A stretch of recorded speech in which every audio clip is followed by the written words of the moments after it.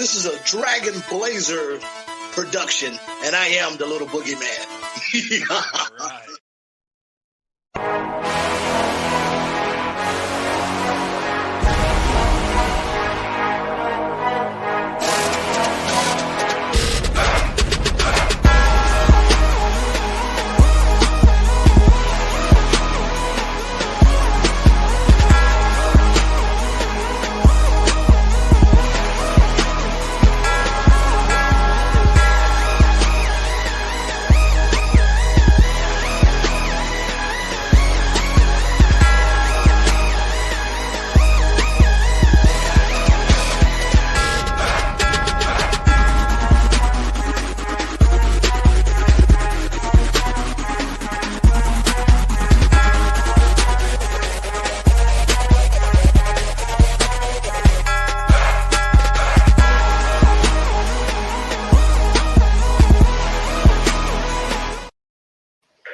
This is the Boomer and Blaze Show. I am Boomer. And I'm Blaze. You got me bouncing before the show even starts. Listen to that intro. I know the phone don't edit. It's fine. I'm like moving too much, but I've got sunburn, so it hurts while I'm dancing. Somebody got well done out in the sun, you know? Yeah. Sorry about that. Sunscreen is important, kids. Sunscreen is important. Got my baby this week. I forgot last week. You know, this is part of me now. It's like the chops. Got to at least get it on here at the beginning of the show. But I have to tell everybody something right off the bat, and I'm not going to apologize for it. I'm a Heyman guy. Right. Okay? Are we all? I'm going to hang on to this championship right here, being a Heyman guy. So there you go. So how'd you get crispy, my friend? How'd you get so well done? I went to could be two of things, but I'm pretty sure it was from swimming. I went swimming, and I went to a pride festival here in town. So the swimming, the water, swimming is the probably sun, what did it. Yeah, that was Sorry about that. Sorry, not sorry. Sorry, not sorry. You did it to yourself. But it still sucks. It still sucks. A little bit. All right. Well, there you go. Here we are back for another week. And we're getting a lot of activities on the socials. Kind of exciting, right? We're getting some traffic out there. It is. I'm enjoying that. So for anybody who's new, welcome to this shit show. We're getting decent views on the podcast, like for considering we've been gone for over a year. Right. I mean, we're getting double digits, which is making me happy because some of my other podcasts that I've started, I was getting hardly any views. So it's nice. Especially when we weren't joking about 3 folks. We weren't. Yeah. So to us 10, we're like, I'm right. 10. Play the lottery. Fucking 10. Yeah. We love doing this, so it doesn't matter how many people watch us, but it's nice to see some people are. And the interactions and everything. You love all that stuff. Come on, you gotta be honest. It feels good. Oh, it does. To get the attention. It does. A lot of attention on the TikTokies, Facebook. Yeah. Different groups I share with as many wrestling groups as I can, and we're getting traffic on that. We love all that stuff. We do. If you said we weren't. So, all right. Well, we're gonna get this thing rolling, folks. If you don't know how this works, I don't know what to tell you. Just shut the fuck up and listen. You'll find We start out by talking about current things, whatever we feel like talking about, including current wrestling, and then we go on to whichever our pay-per-view is. Would you say that this might be time for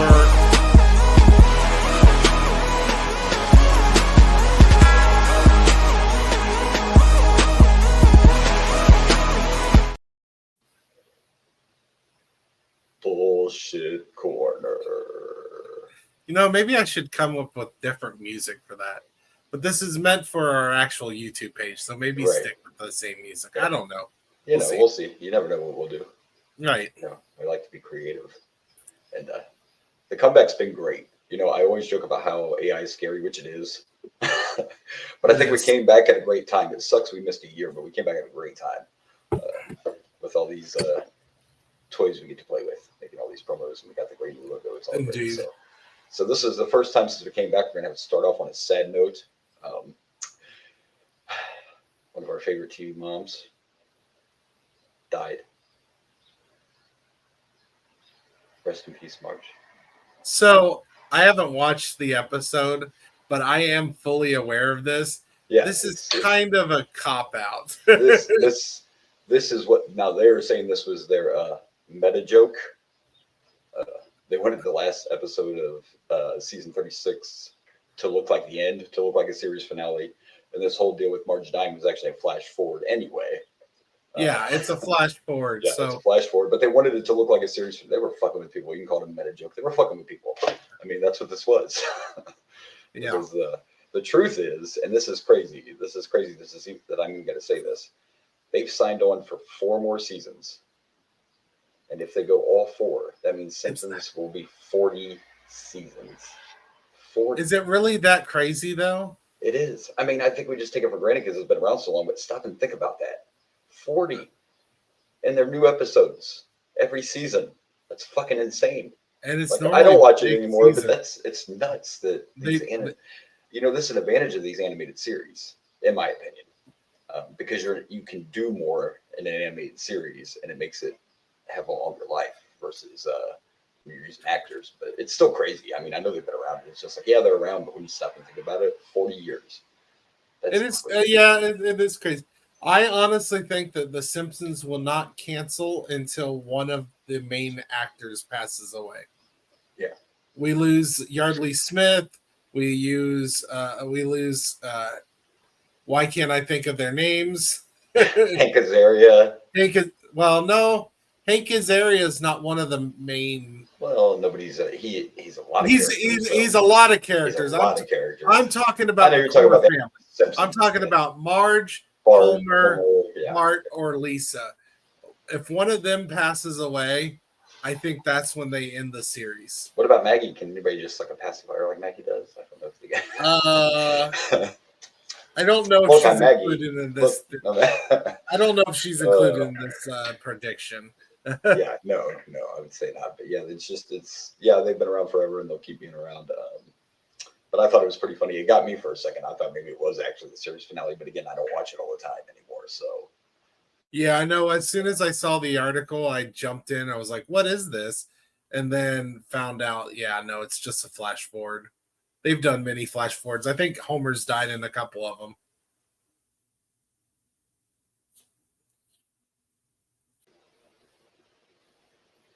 yeah, you're probably right. I think they might go past 40 as long as, like you said, the major stars are still around. So we'll see. But yeah, that's still kind of crazy. Like, fuck, Simpsons are almost as old as I am. That's I'm older than the Simpsons. 1989. Yeah. Insane. All right. Well, let's move on to the next bit of news. Now, there's not a lot of details on this other than the host and what network it's going to be on, but Fear Factor is coming back. And the new host is going to be Johnny Knoxville. What do you think of that? This could be interesting. Well, quite frankly, how I feel about that is I have never watched Fear Factor, and I'm not exactly a huge fan of Johnny Knoxville. He's been okay in certain movies, but I can't stand Jackass. I'm not a fan of the show. I wasn't a Jackass guy, but I'm the same way. I like him in some movies. But I actually watched the original Fear Factor when it was on. They did some fucked up shit. I just don't think there were some things they did. You couldn't pay me enough money to. No, I'm good. From what I've heard, neither could you. There were certain things I'm like, there's no. I don't care what the no. Look, we'll say whatever we want for that hush money, but we're not about those fear things. Yeah, I'm not gonna do something like there was one where you had to, like, I don't know, you had to swim at the bottom of this tank and it was all full of snakes. I don't know. It's all like bugs and dirt and shit. Whatever. Oh, hell no. Fear Factor, the next chapter, it's gonna be on Fox and it'll be hosted by Johnny Knoxville. But yeah, the original was hosted by Joe Rogan back in the day. It was on FX. Never watched it. Yeah, I did, and they did some insane. Yeah, some of it I could have tried, some of it no way, because sometimes it was stunts. Like, it wasn't always bugs, it was other shit. People that were scared of heights and you had to jump off something, or stunts in cars. There were different shit like that. But the creepy stuff, yeah, I'm good. Okay, you can keep your money. I'll take the hush money, but I'm not taking your Fear Factor money. Fuck that. I am good. All right, so there you go. I don't know, something about these type of reality shows. Saddens me about our society, so I just Dude, and you know what? This is totally random, but because last week you talked about how you finally got into Dark Side of the Ring. And you I brought it did. up because of the Brawl for All and all that. Well, you know, they got other series, like they do Dark Side of Football. Oh, I know. Blah, blah, blah. So well, yesterday, it was a marathon of Dark Side of Reality. So now they actually have shows about these reality shows and how horrible they were. Like, I'm sitting there watching something about America's Top Model because it's Dark Side. And I'm like, yep, I'll watch this shit. Tell us what it was like, ladies. You know, it's insane. It's insane. Right now I have saved on my queue. I have Dark Side of the Ring, Dark Side of the 90s, and Dark Side of I can't remember what the other one was. Dark Side of the 90s, also very good. It's also a very good one. Yeah.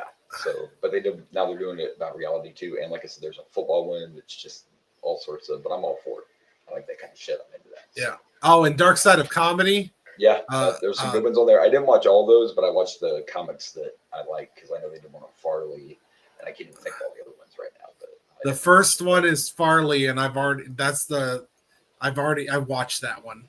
Yeah. That one's just sad. As a Saturday Night Live fan, that one kind of hit. Yeah.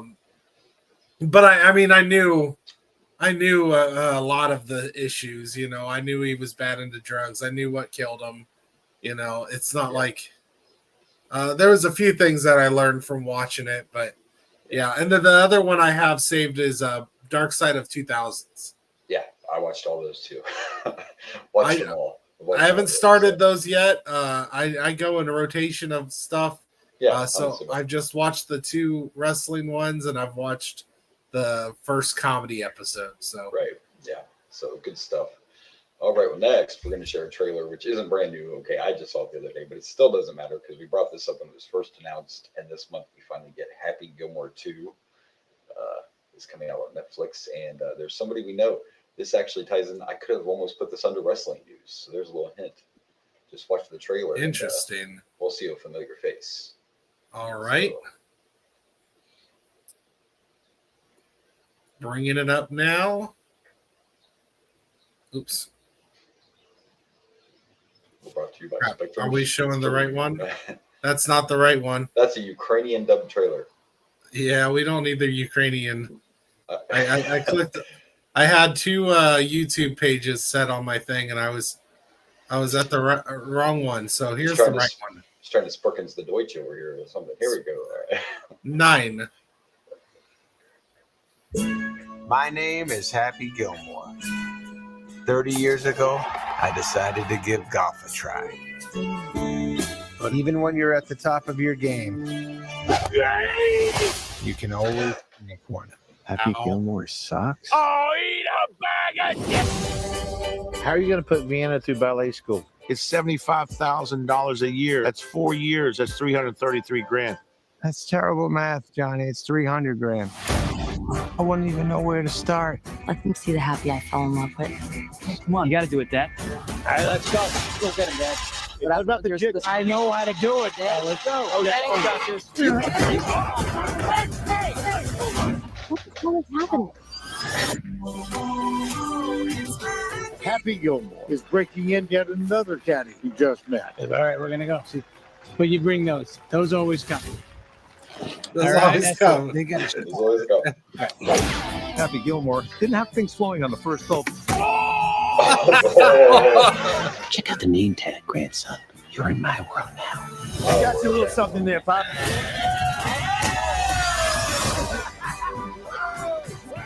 Everyone is talking about comeback kid. Happy Gilmore. Happy Gilmore. Happy Gilmore. You've been watching me play Mr. Gilmore. So inspiring. My dad loved you, man. So sorry. Give him here. I got some Gorilla Glue. Remember the happy place I went to? You go to yours.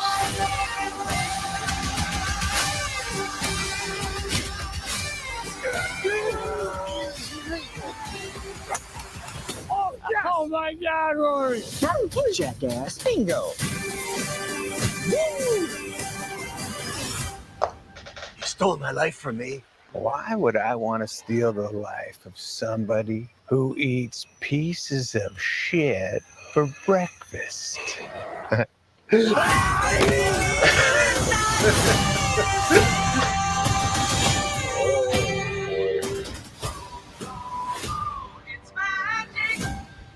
looks good. Like I was worried when they announced this, but it looked from the trailer. It looks funny. It as looks hell. funny. It looks funny. MJF, little MJF in there. Yeah, I saw it. I saw MJF. I saw a Happy lot of Saturday Night Live guys, like newer Saturday Night Live kids. And the couple characters who actors aren't alive, we see their children apparently in there too. Yeah, that looks funny, funny as hell. And the caddy, I believe, I know it didn't look like him, but I'm pretty sure if I'm right, the caddy's Bad Bunny. The caddy. Oh, is that? Yeah, I'm pretty sure that's Bad Bunny. I know of Bad Bunny mainly because of wrestling. So. Right, because of his one wrestling match. So there you go. This month, his one wrestling match. Sure, yeah. Yeah, here they go. They're going to make me pay for Netflix again. Like, are we ever going to get to this where, like, I'm not trying to hate on the cock, but we need everything in one place, okay? I'm actually surprised you don't pay for it already for Raw. No, I can't afford everything. So it's like, and I need the cock for the podcast. Got to have a cock. The cock is important for the podcast. Important. And this comes first. So yeah, I get it. I get it. So all good. All right, we're going to move on to this next one. And I'm only bringing this up because this is one of those I'll believe it when I see it type deals. But Mr. Rodgers, not the Mr. Rodgers we grew up with either. Mr. Aaron Rodgers says this is it. It's the last ride. The last time is now. He went to the wrong place for me to support him. That's for sure. He went to the Steelers. I want him to crash. And, not only that, I won't believe it till I see it, and I can't believe, like, here I go. It's gonna sound like shit on him, but he did the same Rodgers stuff he always does. Like, he literally waited to the last minute to be like, "All right, Steelers, I'm gonna come play," and he's gonna do that shit again next year. He's gonna talk all this shit about last ride, and no matter what happens, he'll be like, I gotta go sit in my hut and drink some herbal tea. I just hope he gets like constant interceptions, especially when he plays us. Constant interceptions.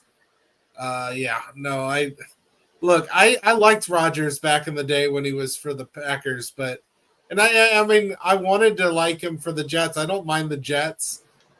He sucked for the Jets, but I liked him for a while, but he stayed because I'm telling you, I used to tell my ex-wife she was a Packers fan, and all the time I'd be like, I don't know why he stayed. I don't know why he stayed. If he was somewhere else, he would probably have more than one ring. And I think he stayed so long in Green Bay that he got bitter.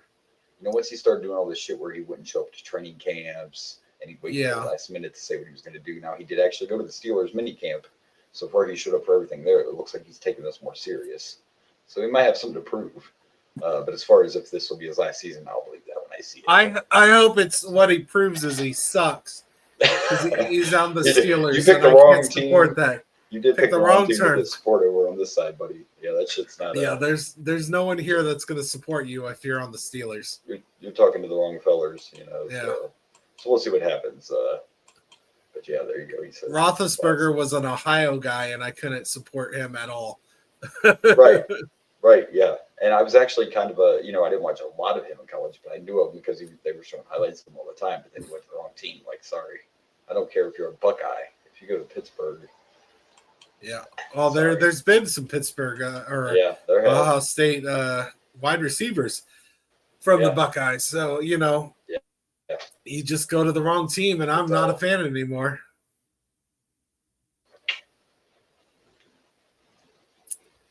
It still would have been pretty hilarious if Rodgers would have went to the fucking Vikings. It wasn't going to happen, but it just would have been funny if he would have went to Minnesota, the Favre trifecta. That would have been hilarious. Yeah.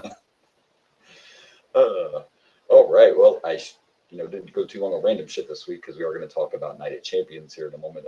We're actually getting ready to move on to wrestling news.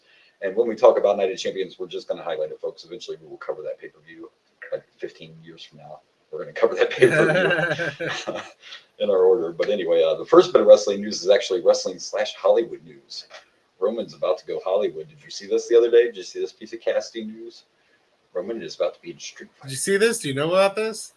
No. Yes, I did actually see this. What do you? Right, so we're having some technical difficulties today, kids, and by the time Blaze works his magic, you won't even know. But apparently, StreamYard was having a issue. Yeah. And so we had to flip on over to Riverside, and we're going to keep on trucking, keep on making it. So what we were talking about was the fact that Roman has been cast in the Street Fighter movie, and the one other casting I heard that I know of for a fact is 50 Cent has also been cast. That's who? Man, you're going to make me Google one. Sorry. But there you go. What do you think? Roman going to be in the new Street Fighter. They got a chance to redeem themselves. Cautiously optimistic. I mean, they take video game movies a little more serious these days, so we might not get some cheesy, crappy.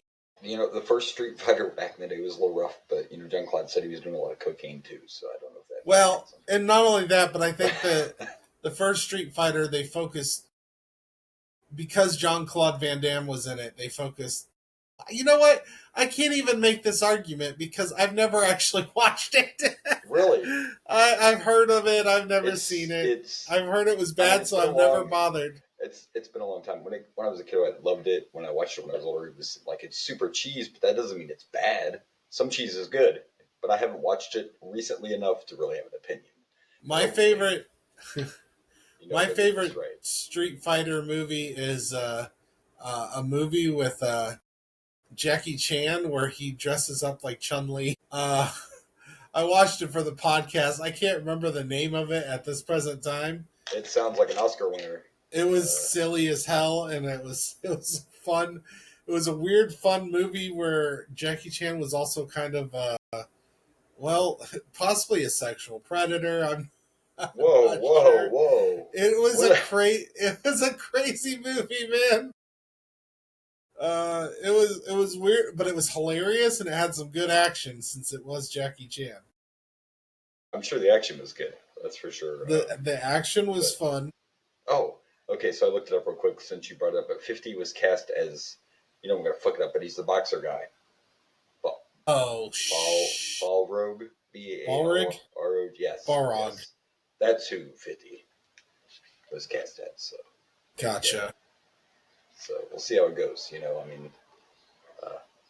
got a chance to do it right this time. So we'll see. I don't know. Video game movies are always tough. Yeah, they could be terrible. Sometimes they're good.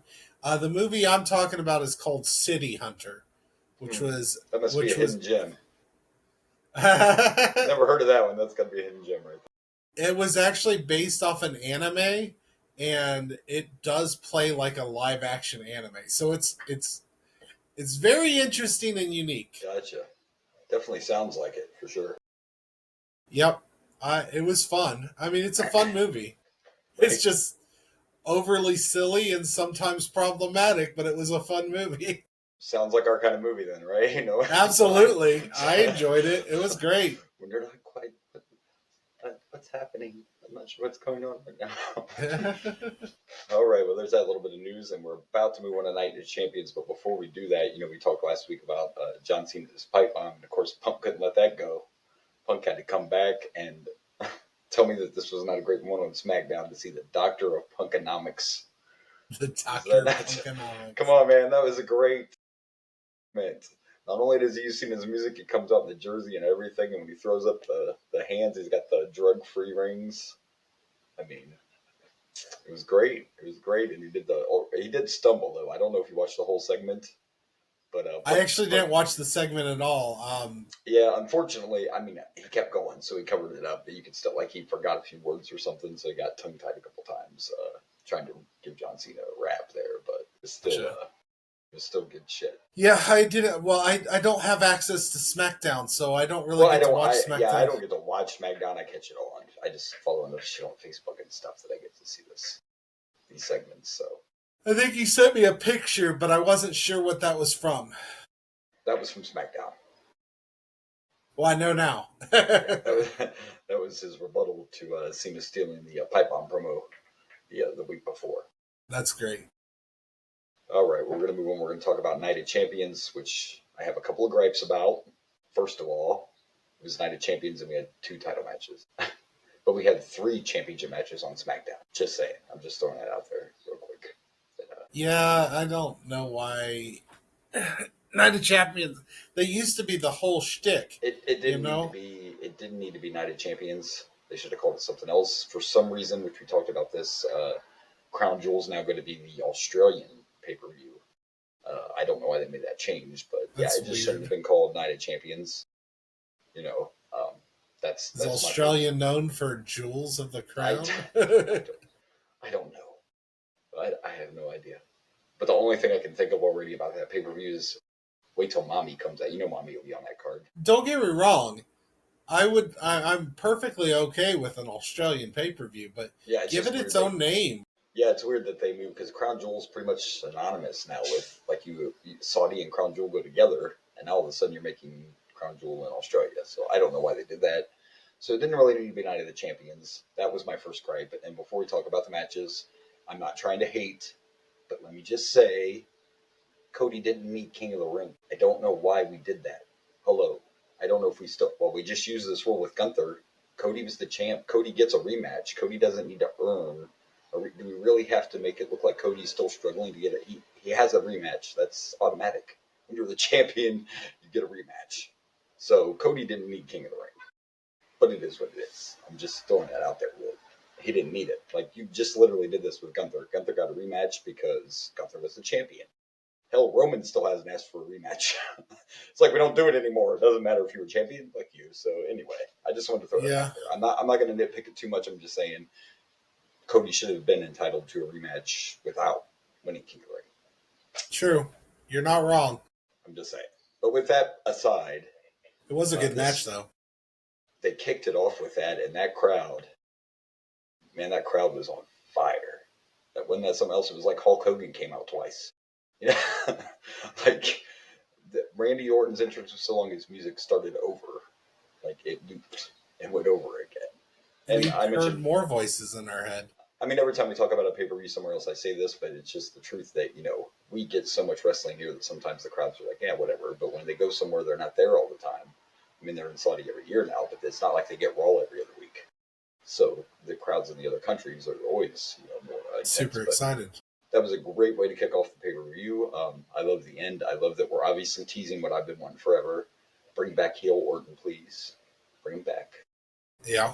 That was definitely teased in this match for the chair to set up the whole distraction to try to punt Cody in the head.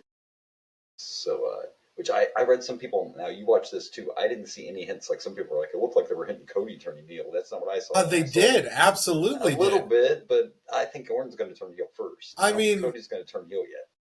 When he had Orton on the outside on the turnbuckle, not on the turnbuckle, but the post where the turnbuckle is, like that felt kind of heelish. Yeah. I see people forget. They bring it up all the time. Through the whole match, they kept on pointing out, it's like Cody has to go on a deep dive or deep register. Not all. Most major, we've talked about this, most major baby faces were did heely shit all the time. Hulk Hogan cheated a lot. Didn't notice it when I was a kid because I was like, just win, Hogan. But I get it, but like baby faces do heel his shit, but it was a little more than normal. It was, but at both of them, I mean, you got to go heel Cody eventually. At the same time, to quote the great Iron Sheik, fuck the Hulk Hogan. Fuck the Hulk Hogan. But that's besides the point. He went heel in AEW for just right before he left for a minute, and it worked really well. Like, they fucking hate like that. Just instantly turned on Cody as soon as he turned heel. He colored his hair black. Well, that was heat right away. I wouldn't mind a heel Cody. So a heel run's going to happen, but I think Orton will be first. But that was a great way to kick off the pay-per-view. I mean, those two put on a classic match, in my opinion. It was a good one. It was fun. Then we got to see the women's match, and I was worried because on SmackDown they had a last man standing match between Tiffany Stratton and Nia Jax, and no one cared. Like, the crowd was so quiet. So I thought maybe it was just because they were like, I don't think we should see women in this kind of match. But obviously it was just the women in the match they didn't care about because they went crazy for Rhea's match. They got a lot of time. It was very impressive. I think Rhea Ripley is the best female right now, in my opinion. She's the best female star. Oh, yeah, absolutely. I love me some mommy. You know what I'm saying? We also had Sammy win at Night of Champions. Another great match. Sammy's always good in the ring. Like, do we even need to bring that up? Like, Sammy is one of my favorites. Yeah, Sammy's great. And I want to tell you that at work, I have some wrestling fans I work with again, and I actually called that U.S. title match because I'd already read. I read too much wrestling. I know too much shit. I knew his name was Hikaru, I believe, in New Japan. Now they're calling him one of the Tongas, but he is actually a new bloodline member, and he is actually a relative, unlike JC Mateo. Hikaru is, but I called that at work. I was like, Jacob's losing because this guy's debuting. They're going to put the belt on Solo. But I don't think I've mentioned since we've come back that I love Jacob Fatu. I'm a huge Jacob. All gas, no brakes, baby. Jacob Fatu, star. I was a fan when he came in, even before he quote unquote turned babyface. Like, I like Jacob on the independents. He's one of those big guys that can do some crazy shit. You know, they should be able to do. He's pretty fun in the ring. He is. He's fun in the ring. He's got a good aura about him, so he's going to be a star for a long, long time. I was glad to see my girl Jade win Queen of the Ring. She's still getting hate though, man. I don't know. Some people like. It seems like you either like Jade or you fucking hate her. There's no in between. So I have mixed feelings on Jade. I think a lot of people do. I like her. I like her look. I like how she's a huge nerd, and like a lot of her outfits are inspired by like Storm specifically a lot. She brought the Storm to Saudi, yeah. So I like her look and everything. And there's times she's impressive in the ring, but I think she's still a little. I don't know if she's ready for possible championship. I don't. It's not that I don't like her. I don't think she's that good yet. No, and this is, you know, AEW handled it the way they needed to at the time. That she was super green there, so they just treated her like Goldberg. Her matches were very short, and when they tried to make them too long, you could see her flaws. And then, of course, the big thing that the people that don't like her are griping about is when she got the pin at Night of Champions. Technically, her shoulders were down too. She bridged so far that her shoulders were actually also down. But I want to point out that Goldberg sucks, and Jade doesn't totally suck. That's right. Goldberg. I don't necessarily think Jade sucks, but comparing her to Goldberg is not exactly the way. Well, I meant as far as the way they handled her streak and her quick matches. And I get it. You go quick matches. Yes. You don't have to seem. Yes. You don't expose them when they're not ready. You know. So. But some of her power moves, like when she's lifting people up, like dead lifting and stuff, it's impressive. That stuff is impressive. She's just kind of her strengths. You know, that's every wrestler. Yeah. If you have limits, then you have to know what they are. And maybe Asuka was the wrong opponent too. Because Asuka's amazing. That's not what I mean by that. But you know what I mean. I mean, she just might not be the right. But we'll see what happens. I mean, she's going to SummerSlam now. Unfortunately, we have someone that we can compare Jade Cargill to, Bianca Belair, who is also a strong. By the way, together they were amazing. They were a great tag team. I loved it. In a tag team, you can kind of mask some of those issues. Yeah. Exactly. So you have Bianca Belair to compare to, and she's just it's night and day how far they are from each other. You know what I mean? Yeah. So it's not so much that I dislike Jade. I think she might not be ready for the title. She still needs to polish up. Yeah, she's not all the way there yet. Let's talk about this main event, and to me, this is like one of the best main events since Roman and Cody at WrestleMania. Ladies and gentlemen, I don't know if you know it, but we love us some shenanigans, and this motherfucker had so much shenanigans. There were shenanigans everywhere in this main event, and even though I love him, like Penta's my boy, I got to pick him up with Penta. Like Penta, you don't do your walk and your fist bumps when you're doing a run-in. This isn't an entrance on a match. Like the poor guy's getting hate all over the internet, but nobody's wrong. Like you don't do that stuff on a run-in. You just maybe lucha style is a little different. You know, maybe, or he was just caught up in the moment. I mean, they put the rocket on him ever since he's been there. He's been in every major pay-per-view, but I loved every minute of it. And you know, when they were trying to get the ref down there, and Rollins came out, that place. I just saw an interview with Seth, and of course, Seth being Seth, he said, I wasn't there to cash in. I was just there to keep Punk. I said I was going to make sure Punk doesn't get a title, and that's why I was there. I had no intentions of cashing in. I just didn't want Punk to win. I mean, so you had Seth, you had Penta, you had Braun, you had Bronson Reed, and of course, to me, the MVP at Night of the Champions was fucking Charles Robinson. Charles Robinson, 70-plus-year-old Charles Robinson got fucking plowed down. John Cena killed Charles Robinson at Night of the Champions. And it was I mean, come on, man. 70-something years old? That was a hell of a bump. Yeah, true. I mean, John literally fucking plowed over him to make sure he didn't come in. I mean, if you think, I just want to think logically on this, though. If you think logically about all this, really, it does not make sense that uh, Seth Rollins.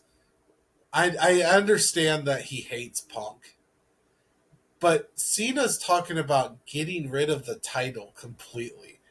This seems like it should be a classic enemy of my enemy is my friend situation. Yeah, well, not with Seth. No, not with Not Seth. with Seth. No, Not with Seth, man. Seth is all about Seth. He's not a fan of this whole situation. There it is. Yes, right there, baby. Like, ooh, yeah, I remembered you had a picture of it, so I wanted to throw that up. Yeah, he got destroyed. He's dead. Well, actually, the next day he sent out a tweet, and all it said was, "I'm alive." That's all Charles Robinson true. It said, "I'm alive." It was good stuff. But you're right. I mean, I can see that part of it too. But obviously, they're just trying to keep this build between. It's been a great build. It's been a great build. And they continued it last night on Raw, which of course I didn't get to see all of Raw, but I saw the clip where Gunther was out there talking. Next thing you know, here comes Seth, who now has his custom Money in the Bank. I was wondering what was going on. I'm like, when are we gonna get the custom briefcase? Did you get to see it? His custom Money in the Bank briefcase. I think so. Sorry. Black and gold and has the Seth Rollins logo on it. But he comes out, then Punk's music hits, and obviously they're. But it looks like to me, from what I saw in Raw, that we're going to get Gunther and Punk at SummerSlam. I think that's going to be the world title match at SummerSlam. I really do think this will be Goldberg's last match at main event. I don't know how they're going to end it, but it's looking like they're building towards Punk and Gunther. So, yeah. And also they did announce LA Knight and Seth Rollins for Saturday night's main event, so there's another match. Can I say something? Like, as bringing up Saturday night main event, I was excited that they're bringing Evolution back, right? All women's pay-per-view. But then the day before you're doing Saturday night main event, can't the women just have Evolution alone? Well, I mean, did you have to do the Saturday night main event right in front of the women's pay-per-view? Well, couldn't you do that maybe 2 weeks later or 2 weeks before? A lot of this they're doing, and believe me, it's not because they're intimidated, but a lot of this they're doing because that's the same weekend AEW is doing All In, and it's their first stadium show, and WWE's just kind of like, yeah, we'll show you how this is done. We're going to show you. We're going to show you how you dominate a week. So it's less screwing over the women and more about screwing over AEW. We're going to show AEW how to do this shit. Watch this. Hold my beer. Okay, maybe that's a fair. That's a fair argument. At least it's 2 different days, And it is. I get your point. I get your point that it is, especially when you're doing, again, whether we like it or not, especially when you're bringing fucking Goldberg in, and you're doing Goldberg and Gunther in Atlanta, in Goldberg's hometown, and then you're like, here, ladies, you get the next day. I guess it wouldn't be as big of a deal, but we're now having SummerSlam 2 nights. We're having WrestleMania on 2 nights. So this 2-night thing happens with pay-per-views. And now you're like, well, we're doing 2 nights of pay-per-views, but one's all women. Main Event's not a pay-per-view, though. That's on NBC. Main Event's a TV show. Fair enough. So, I mean... So it's still on the cock, though. It is still on the cock, yes. But isn't everybody on the cock? Isn't that... They should be. They should be. Thank you. I'll be here all week, folks. Thank you. All right, but it was a great match, and of course I did not expect Punk to win. I expected Cena, but I am surprised this early, not this early because we're about halfway through Cena's retirement tour, but I'm surprised they're going Cena-Cody already. I thought Cody was going to be the final opponent. He's going to be like the final boss. And Cena also, by the way, Cena got me a little bit. I believed there for a second that maybe he was starting to feel like he should be a face again. They were even teasing it on commentary. Like, look, I think the fans are getting to Cena, but of course, then when he hugged Punk, he got the old evil fucking face back. Like, right? But yeah, so I loved the callback to that. That was kind of fun. I did. I liked it. Yeah, dude, the whole heel, like this helped a lot with it. But I liked the heel Cena running this Punk Cena thing, sent it to a whole new level. Oh, yeah, especially with the pipe bomb. That pipe bomb was so good. And so was the rap retaliation. So, good shit. Cena wins, but Punk didn't technically, Punk lost, but that was thanks to that dirty Seth Rollins, so that feud's Right. going to continue. Dirty Seth Rollins. Dirty Seth and his Money in the Bank. By the way, I know you probably didn't see this, and I don't have a graphic for it, but real quick, here we go again with Gunther.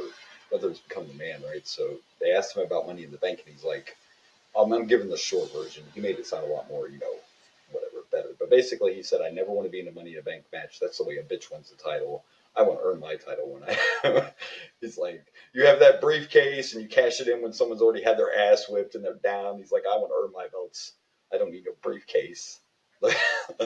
I love that Gunther's heelness is mostly just, I'm a badass and I don't like you. Like, it's even not... even on Raw, he was like, once I prove that Goldberg never had it, then I get to ask the question, who's next?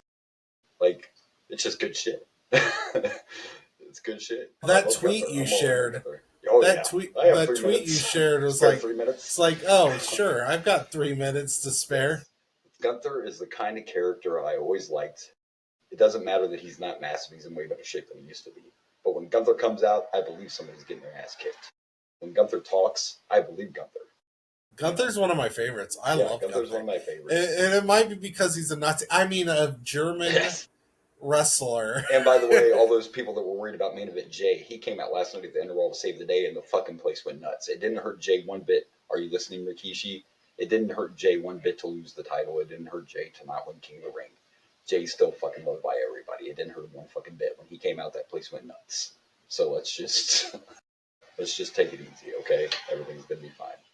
All right, well, Night of the Champions was good. Our next one is main event. That'll be the next pay-per-view. And I read it this morning, but John Cena is not going to be on TV for like the next 2 weeks. But we're getting towards the end. They have to watch their dates. The dates are running out fast. Right. So Cena also in a recent interview said that apparently he forgot this because he's been away. But he's like, man, wrestling's so much more fun than acting. I've missed it so much. But he's also reiterated that he will not wrestle again after this. He's like, I'm not going to be one of those guys. If I tell the fans this is it, this has to be it. I am not going to wrestle again. There's not going to be one more match. And I hope he sticks to that because I respect it. Like, if you're not sure, you should just be like, this is my last match for now. You know what I mean? Like, Right. So we'll see what happens. All right, well, we made it through our technical difficulties with all that, and now we only have one more thing left to talk about before we get started on our pay-per-view. It's time for the Sheik Tweet of the Week! Sheik Tweet! All right, and this week's tweet from the Iron Sheik is, every time I beat the fuck out of a jabroni, an angel gets its wings. How sweet. I love it. See, everybody loves it. So there's a lot of angels with wings out there because there's been a lot of jabronis that got the fuck beat out of them. You know? Right? Absolutely. Good stuff. All right. Well, I think we're ready to move on. I think we are. What we like to call the main event. The main event, which I will put up now. I'm still getting used to this Riverside. We had to switch over, like I mentioned earlier, because we were having difficulties with our service and we wanted to get this episode out. Yeah. So, just bear with us. But I've got it right here. All right. So that was the main event. That was the main event. That's the graphic specifically for I'm on the YouTube Boomer Blaze Show pay-per-view. That is the section where I'm splitting up the podcast from the bullshit corner and the main event. So if somebody just cares about the pay-per-view, they can go straight to just the pay-per-view. If somebody cares just about, I have fucking shit. Yeah, I have friends that like to listen to it, but they're not really wrestling fans. So right, and I'm glad you brought that up because we forgot to mention it last week. But he is doing that so that way, if you just prefer, I just started it not too long ago, or you just want to listen to the pay-per-views, he's got you over there on the YouTubes. Like, subscribe, and all that good stuff. Mm-hmm. Do it. All right, so this week's main event, this week's pay-per-view is going to be Backlash 1999. There's a couple things. This is actually the very first Backlash, and I believe it's still on that poster there. Originally, this was going to be in your house, but this is when they finally decided, you know what? we're not doing it in your house anymore. Let's just kill the in your house brand. And, Yeah. loving the cover art. I was talking to someone last night, our number one fan again, and I was showing him the cover art, and I meant to send to him. I knew that Blaze was going to be a great Mick Foley, and it accidentally autocorrected it, and now we have the perfect nickname for you. You are Mock Foley. Mock Foley. Sort of I like it too. I like it. it. Mick Foley. Mock Foley. It said Mock Foley, but come on, man, you're always a great Foley. Like that's your character. Like you have to be Foley. I like Mock Foley. That's cool. Mock Foley. You can be all the personality. So yes, this is the very first Backlash. Like I said, it was supposed to be in your house. They changed it and decided not to go with that. April 25th, 1999, and of course Backlash became synonymous with being the pay-per-view after WrestleMania and having WrestleMania rematches. And that's something I couldn't figure out. And I tried to, I know a lot of stuff, but I couldn't figure out any facts of why Mankind and The Rock are on the cover. Like they're both in this pay-per-view, but they don't fight each other. So I'm not sure why. Really? Yeah, they do not fight each other. I should know this. I just did the cover, the match Mankind card takes stuff. on Big Show, and the main event is a rematch between Rock and Austin from WrestleMania. So I'm not quite sure why we got Foley giving the Mandible Claw to Rock. That is weird. I didn't even think about that. I did see, because I did all the match cards. We have the return of someone in this pay-per-view. I don't know how excited I am about this return, but there is a return. Yeah. That we are going to get. I also think we might get a Ho Train. Ho Train. We've had a Ho Train yet. We've had Godfather. I don't know if we've had Godfather, but I don't know if we've had the Ho Train. I'm not saying we will get one, but we might. But yes, this was April 25th, 1999 in Providence, Rhode Island. And once again, we have an amazing crowd. Listen to this, 10,939 people. These numbers are so small from the 90s. It's crazy. 10,000 people. Like, there's more people than that probably in independent shows. No, I'm joking. But yeah, here we go. And there's one other thing about this I'm going to bring up, and it's going to be rough. But this is actually this is Owen Hart's last pay-per-view before the accident. We do have one more pay-per-view before that, but Owen's not on the card. Owen's not on the next pay-per-view, and then the one after that is yeah. That's going to be a rough one, man. Which, by the way, I have not watched that pay-per-view since it happened. I watched it live. I assume on the cock, it probably just skips that whole segment. I'm guessing. I'm sure we don't see the guy. I would assume that they'd skip the whole segment. Whole thing's just gone. But no, unfortunately, what we're probably going to see is the skip and then a big stain on the ring, because that's what I remember when they continued the pay-per-view. I just remember seeing that stain the whole time, and it's just like it was. Yeah, I watched it live. It was rough. And I'm going to save it until we get there, but I was watching some kind of documentary or something. On the nerd, it was probably on the cock, but I actually heard the reason why Vince decided to keep that pay-per-view going. I'm going to save it for when we watch it, because for a long time people have debated: would you have kept the show going? Would you have not have? Blah blah blah blah. And there's different opinions. But I actually heard the actual reason why, but we'll discuss that when we get to that actual pay-per-view. For now, we have Backlash 9. We got Jim Ross and the King on commentary, so we might get some good. We still haven't got any puppies yet. I don't know if we're going to get any on this pay-per-view. But all right, let's get to it. Let's get to Backlash 1999. All right, so here we go, the inaugural Bad Blood pay-per-view. And of course, I already mentioned we got King and JR on commentary, and they were mentioning before this match started, maybe why they were entering or whatever, that later on in the main event for the title, it is now a no-holds-barred match. And they also mentioned if Stone Cold puts his hands on Shane, who is apparently the special guest referee, he will be DQ'd and the title will change hands. So it really build up towards the main event. We kick off with this 6-man tag, and man, stuff changes really quickly, doesn't it? Like, this first pay-per-view after WrestleMania, and now all of a sudden we have the APA, well, the Acolytes. We have Midian now, and the Brood has left the Ministry. And that's our opening match. It's the Brood against the Ministry of Darkness. And let me tell you what, Farouk and Bradshaw, everything they did looked like they were killing a motherfucker. Like, damn. That's how Farouk and Bradshaw were, though. They always looked like they were killing a motherfucker. Like Lawler's on commentary talked about it. I think Bradshaw might be the toughest one. I'm like, I don't know, man. Don't be counting out Ron Simmons. Just saying. Quick question. Sure. I remember Midian being in the Ministry of Darkness. Who is Midian? Like, is Midian someone that we should recognize somewhere else? Yeah, Yes, and we've actually already discussed this, but you forgot because it makes him look so much different. But Midian is Phineas. That is Phineas Godwin. Oh, Yeah. well, we haven't talked about that in years. So. Okay. Well, the last, before we left, we discussed it at pay-per-view. Yeah, but yeah, that's Phineas. Phineas Godwin, much better gimmick. That's all. Yeah, I Henry's wouldn't have gone. recognized them. If you wouldn't have told me, they didn't really leave a big impression. If I remember right, they actually kidnapped Phineas, like the Ministry kidnapped Phineas, and then the next time we saw him, he was Midian. He was part of because this is like a cult thing going on. So Right. But what a way to kick it off! And I always loved to do the Brood's entrance to this day. It's still one of the best. I mean, that one unfortunately they couldn't come up like they used to because of whatever the way the stage was set up. But the music and everything, like I was into the Brood.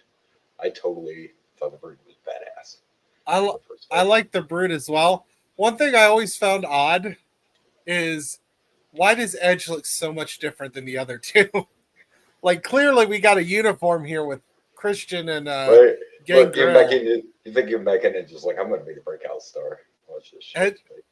Edge is like I ain't wearing. It kind of looks like Edge's showboating a little bit. It does. I think Edge just looked at those shirts and was like, I ain't wearing that It's shit. like, I can't do it. I can't do it. The fucking the puffy shirt episode of Seinfeld. I'm like, oh, I wear this. Plus, if anybody was to look different, it should be Gangrel because he's technically the leader. And if you notice, even when they announced him coming out, even though Gangrel's the leader, he announced Christian, Gangrel, and Edge. Yeah. So yeah, you're right though. He wouldn't do the white fluffy shirts. I guess it just wasn't his I feel like he did it one time, maybe at the beginning, but maybe I don't. You very rarely see him in that white shirt. I did always think that Edge had like that vampire look without even having the fake teeth in. Like when he smiles, fair enough. That, he does kind of look like a vampire. Yeah. That's fair. But yeah, this was a good way to open up. I'm always down for some good 6-man tag team action. Like I said, the Acolytes are just like killing motherfuckers. I mean, with the exception of Midian, I love everyone in that ring. Right. I like me some Farouk. I like me some Bradshaw. Yeah, everybody. I even liked Gangrel. But again, I think this was just one of those, kind of like a Val Venus thing. Like the vampire could only go so far. I loved it personally. Fair enough. But the vampire, not everybody's the Undertaker. Like that shit should have never worked as long as it did. That's an exception to the rule. And Kane would be another one. So it does happen. But because Gangrel still wrestles to this day, he never quit wrestling. He just didn't make it long in WWF. But it was a fun way to start things. It got a little chaotic at the end. Everything fucking going on, and who shows up except for yes, sir, or Maple, or whatever you want to call him. I'm here to fuck somebody's nose. Here to fuck somebody up, literally. Here soon, doesn't he become Big Daddy V? Yeah.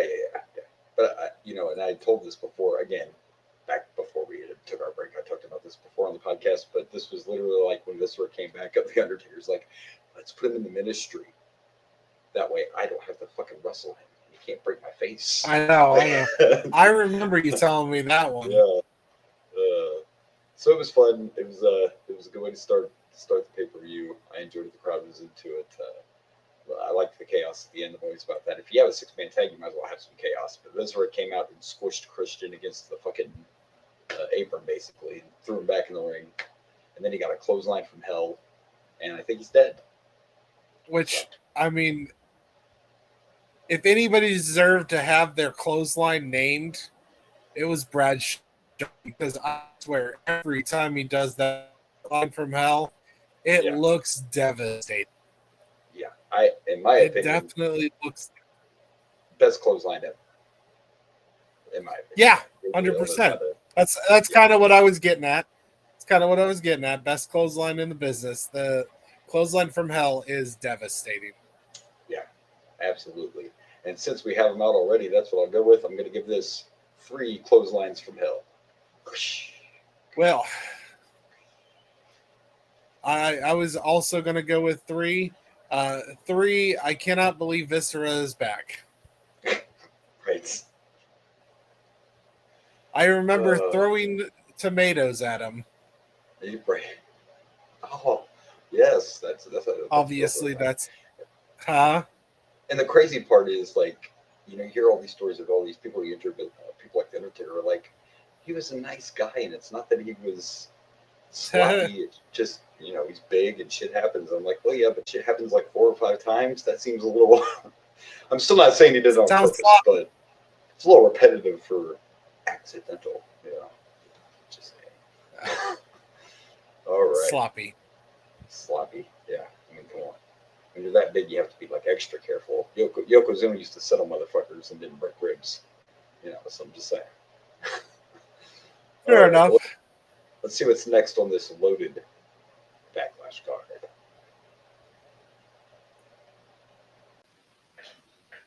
All right, so here we go. Our next match. Technology's trying to fuck with us today. All right, so we're going to go in hyper mode. We're going to do it. We're going to get this done. We're still good? Are you still operable?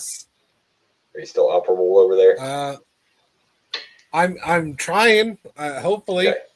He looks like a bad Japanese movie, but we can hear him fine, so don't mind the dubbing. All right. Unfortunately, I'm not able to get the match card up. Oh, is it fighting with you for that? Not going to work. Unless you can do it. Oh, wait. Yeah, we're back on. I have sent you all of them. You can do this. I believe in you, Boomer. You're gonna have to take over. We've been having so many issues today. Yeah, I think I have the to. The show must go on. We're trying. Trying to fight us. I wasn't prepared for this. Okay, here we go. Hold on. There we are. Can I make it work?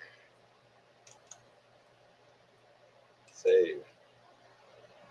For some reason, when I try to put it up, it says that I can't. So we're hoping that you're able to do this.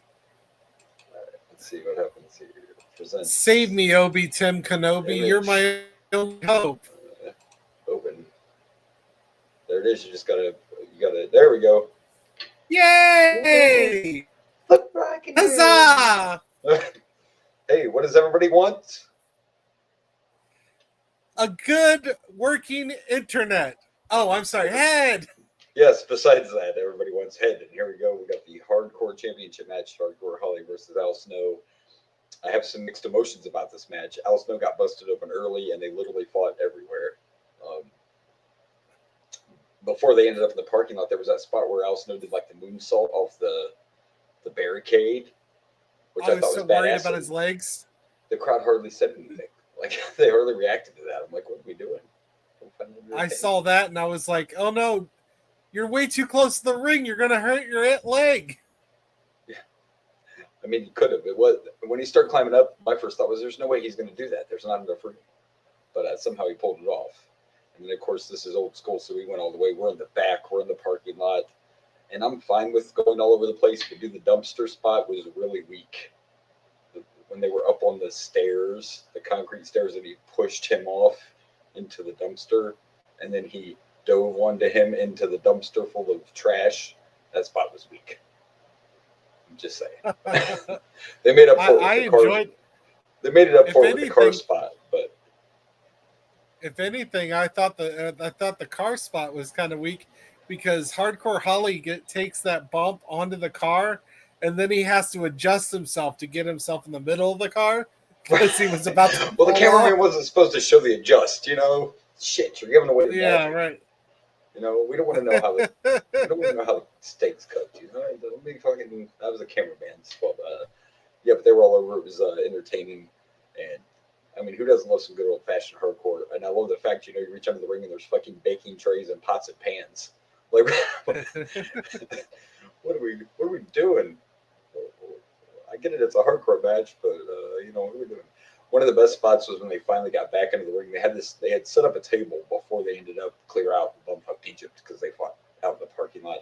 And by the way, random side note, I felt bad for the fans because once they were outside, then you're just in the arena watching this on a screen. And I've been there.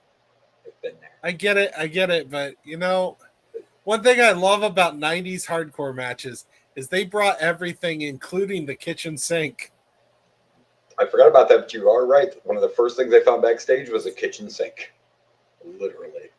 Mind you, it didn't hit anybody because he dropped it, but it was still a cool visual watching him drop it after getting hit. Yeah, it did shatter, though. It did. And the table spot, when they got back in the ring, I think Hardcore Holly might have took the worst of that.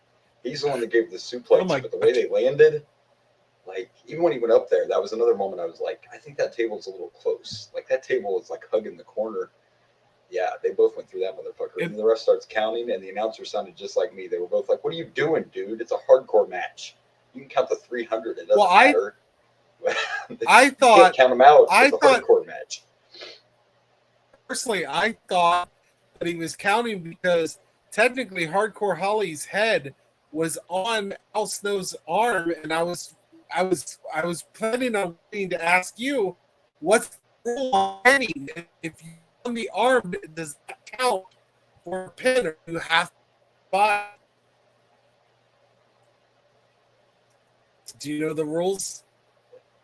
Yeah, I mean, I thought the same thing when they were laying down there, that it could be counted as a pin, because technically if one guy's on top of the other, no matter how much he's on top of, even if it's just your head laying on him, it's supposed to be a pin. But instead he's trying to count them both down, like for the 10 count. You can't even do that. It's a hardcore match. Shoulders were down. I felt like that was a pin. Yeah. I thought Hardcore Holly technically won. Yeah, you would have thought, but nope, that isn't what happened. And while they were both down, Al Snow needed some help. He needed a helping head. Technically, Al Snow did not win this match. No, Head won this match. I think Head should be the champ. I think Head got robbed. I know it wasn't absolutely. Head did get robbed. Yeah. Head was the one that made that pin. Yeah, Head got the knockout and the pin. Bob Holly got knocked out by Head. And there's nothing. We are kind of children, and I'm sorry if I didn't giggle really loud out when Jerry Lawler was like, "What's that head loaded with?" I'll tell you what it's loaded with. And, wrong head. Cut that. Just cut that out.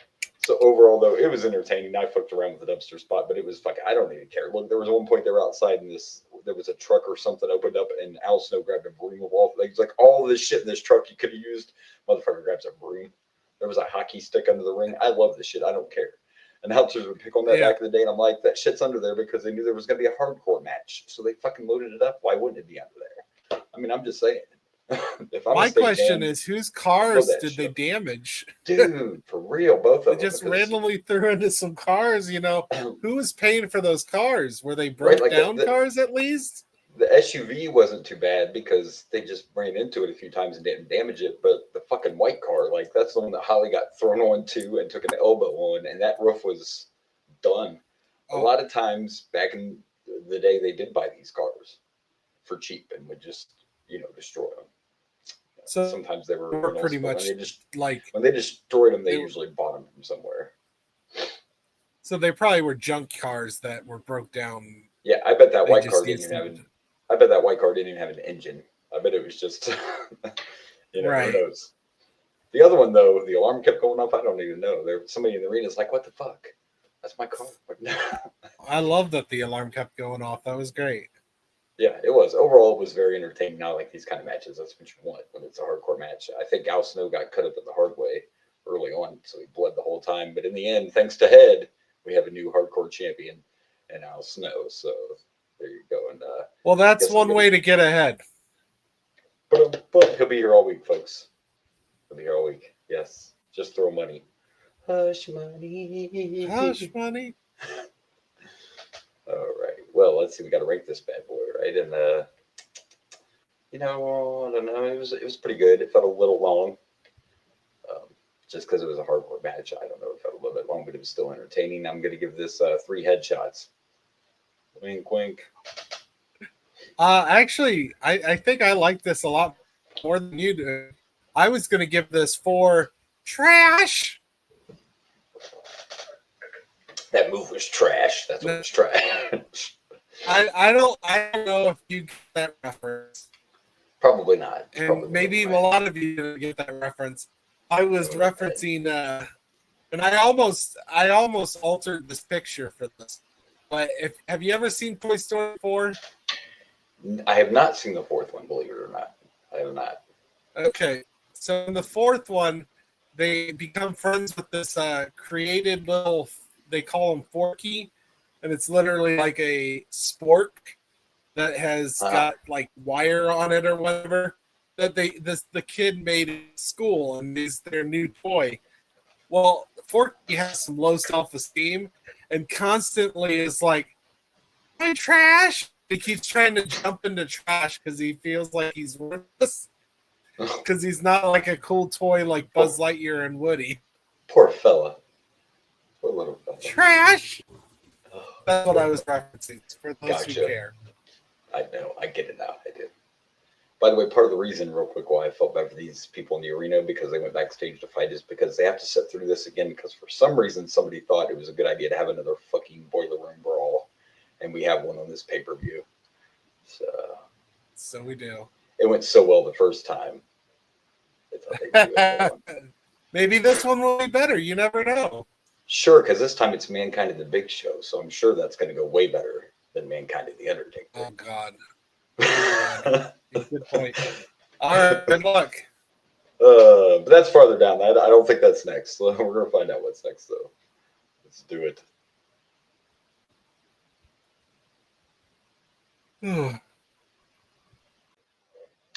All right, before we talk about this match, we'll talk real quick about the backstage segment with The Undertaker and the Ministry, and I had to roll my eyes because I heard him talk about the higher power. For those people that don't remember that story, I guess I shouldn't spoil it, but yeah, anyway. The higher power is coming, just so we know. And then our next match, it's the Intercontinental title match, and it's Goldust and the Blue Meanie, who's calling him mommy, and that's very weird. Who's even wearing a shirt that said like mommy like son, and it was a picture of him and Goldust. And he was facing the Intercontinental Champion, the Godfather, who when he first came out had no hose, and the crowd was pissed. The hose. Well, they came. The hose came. The hoe train did come, and by the way, it wasn't until the end of the match, but we finally heard Jerry Lawler say puppies. Puppies! Among many other things that came out of his mouth. Right at the beginning, the Godfather looked at Goldust and said, "I'm not offering you any hose because my girls don't want no scrubs." So, yeah, no, I noticed the scrubs reference. Get no love from me. I would have liked some love from those hoes. There's some fine looking hoes there. I wish I could have remembered all of the commentary. It's probably a good thing I didn't. This was still the 90s when you could pull that stuff off. There was some funny stuff about the meanie, though, too. I heard Jerry Lawler said the Blue Meanie is the reason they invented twin beds. Nobody wants to, but I heard stuff like, let's buy tickets for the hoe train. I mean, there was just so much. There was so much commentary. I should have wrote more down. But what I found great at the end was, mind you, we're talking about hoes. We're talking about Blue Meanie calling Goldust mommy. We're talking about all sorts of stuff. And towards the end of the match, the King's like, is it politically correct to call a Blue Meanie fat? You're worried about calling a man fat when all you've been talking about are hoes. And at one point I heard something about you need money to get those hoes, and you're worried about if fat is okay to use. I think at this point, yes, you can say fat. You've done, I think that's the least offensive thing you can say. In fairness, if he's the Godfather, aka pimp, then yes, it costs money for those hoes. Yes, he is a pimp, and yes, he has hoes, and he celebrated with his hoes at the end of the match. I guess I skipped forward, but the Godfather managed to win, even though he had some things were happening. I don't know. There was one point he tripped. It was really weird. There was like cocaine in the ring, I think. I don't know what that was. I think we had some kind of. I think the party went a little too far. There were hoes and coke and Blue Meanies everywhere. It was like Cocaine Bear, but with Goldust. I don't know. I enjoyed the ending of this match. It was stupid. It was silly. The whole thing was all great. The ridiculousness of the 90s that we love. The powder ended up in Goldust's face. The Blue Meanie had put in the ring, and next thing you know, he's attacking the Blue Meanie because he can't see, and the Godfather's just like turning him that direction to make sure, and standing back and laughing like. And they made sure like it wasn't just one accidental punch or hit. No. We went like 5 to 10 minutes of Goldust just beating the shit out of the Blue Mini, setting him up to do the little kick in the balls. The Shattered Dreams, yeah. Even gave him the Shattered Dreams. Yeah. And then ends with Blue Mini falling on Goldust's balls. But before that, the Godfather threw Blue Meanie into Goldust and then did a hoe train. Yeah. But then after that, yeah, he did the old fall into the nuts. Yeah, it was. I'm with you. This was wrestling. This was wrestling with an R. This was 90s wrestling, and this good was old fashioned fun is what it was. What it was supposed to be. It was in a long match. It was very entertaining. The commentary alone had me crying. I'll tell you that much. Good stuff. I enjoyed it. I thought it was very well done. It was cheesy as fuck, but I enjoyed every minute of it. Look who you got in there. How can it not be cheesy? You have fucking Goldust, Hose, a pimp, and whatever the fuck a Blue Meanie is. How could you not? You couldn't take it serious. Look, I've kind of groaned every time I've seen the Blue Meanie, but this was fun, and he was used so well. He was entertaining in this. He really was, yeah. Because normally I'm like, yeah, Blue Meanie, whatever. I don't really even know a lot about the Blue Meanie except for this little run in here, but he was very entertaining. Even when Goldust tried to say fuck it and walk away, Blue Meanie's the one that stopped him. He was like, you can't win the belt if you just give up. You have to go back. Right. Mommy. That's still a little too weird. Oh, gosh. But whatever. The mommy stuff's weird, but the mommy. I had fun with this match. Yeah, it was highly entertaining, and I think I'm even gonna, I know it wasn't a wrestling match, whatever, it was what it was, but this is the most fun I've had so far. I'm actually gonna give this 3.5 O's. So. I was gonna go with 3.5. I don't want no scrubs. Scrubs are the guy that ain't get no love from me. That was definitely that was from the CD fan mail. I even remember that CD when it came out, 1999. Get out. You know when they were singing about how they don't want your best friend's ride, out of the passenger side. Of your best friend's ride, yeah. I was the guy they were talking about in the passenger side, That song was about me. TLC was like, man, this guy. They couldn't. You know what? This is a terrible thing to claim. It is, but I don't. Famous, right? I don't want to be a scrub. I changed my mind. Never mind. None of that is true. I've never met TLC. Luckily, he's the producer and he can edit it any way he wants. Cut that. He's going to change it to make it sound like he said they wrote that song because I dumped them and they couldn't handle it. That's right. He's going to dub that. Yeah. Dub that over. All right. Well, this was fun. This was entertaining, and we are going to move on and see what's next on this Backlash card. All right. All right, here we go. So our next match is a tag team match to determine the number one contenders for the tag titles, and it's the New Age Outlaws against Owen Hart and JWF, fucking Jarrett, along with Deborah and the puppies. We got more puppies. They were trying. They were trying to show those puppies. Road Dogg was really trying to see those puppies. So yes, he was. I want to see those puppies, baby. Let me see him. Good tag team match. This was probably. I actually like Jeff Jarrett and Owen Hart together, and we know how much I love Jeff Jarrett. But as a tag team, I like these two together, and of course, they're taking on one of the greatest tag teams of all time, in my opinion. And it was a classic tag team match with the good old every time Billy Gunn tried to do any fucking thing, it ended up distracting the referee and working against him. So Road Dogg could get his ass kicked for 20 minutes, and there were several. And even at the end, there were a lot of. Fucking Tim White forgot who the legal men were several times in this match.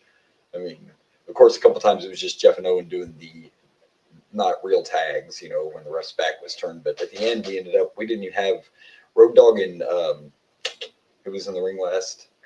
It was the legal men at the end in the ring. It was Road Dogg and Owen, whoever was in the ring. They weren't even the legal men. It was Billy and Jeff who were on the outside of the ring. So it just turned into total chaos at the end. The ref had no idea what the fuck was going on. One thing I loved was when Road Dogg did that little shake, rattle, knee. Yeah. I think that's what he called it, or maybe that's what he called the punches. But when he did that knee, Jeff Jarrett's legs just went straight up, and I loved it. That was a great sell on Jeff Jarrett's part. I loved it. That was probably a sell of the entire match. Yes, you are. Oh yeah, that was a You are great correct. sell. I was just like, that's how you sell a move. I am Yes. turning around with Yeah, Jeff it Jarrett is. because You know, I always appreciate someone who sells well, and Yes. that was a great sell. It was definitely the sell of the entire contest. And Deborah didn't have a lot on, folks. I mean, there was a jacket, but under the jacket, yeah. And Little then to the imagination. for some reason, once this match was over, Road Dogg thought everyone wanted to see Mr. Ass's ass. I could have lived without that. Like, I'm sure the ladies wanted to see it, but yeah. He's called Mr. Ass for a reason. He's going to show the ass. But if we can't see the puppies, damn it, I am all about equality, and it's not fair to the ladies. It's not fair that the woman couldn't show her puppies, but Billy could show his ass. I'm just saying. We need equal rights. You know what? And technically, ass and puppies are slightly different situations. just slightly. Just a little different. You can show ass on television. You can't show the puppies on television. This is a pay-per-view, sir. Okay. I'm not saying that you can't show it on the pay-per-view. I'm saying that there's a difference between ass and puppies because if you go by censorship on television, you can show that ass on television. Yes. You can't show those puppies on television. You can show the puppies as long as you don't show the nips. You can show part of the puppies. Well, we saw part of the puppies.